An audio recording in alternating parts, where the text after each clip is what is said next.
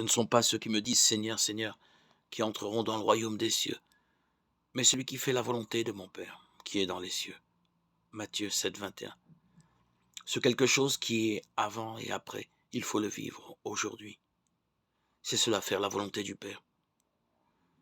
Nous savons qu'il ne s'agit pas d'une loi, on ne le répétera jamais trop, mais plus simplement et plus noblement.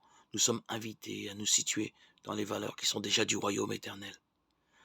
Les seules vraies valeurs,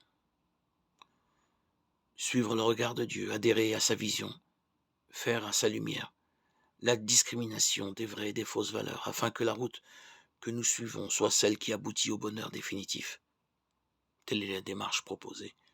C'est une décision du cœur, le contraire d'un acte juridique. C'est au cœur de sa vie, de ses intentions, de ses options que l'homme est interpellé.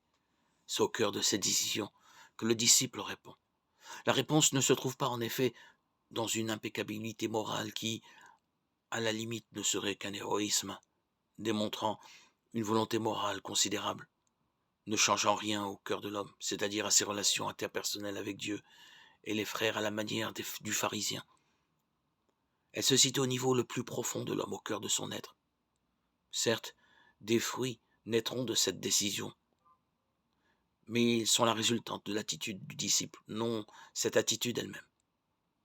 C'est assez dire que l'échec, le manque de cohérence entre la décision et l'action est possible, prévu même, mais n'est jamais ici réparable, ni déterminant.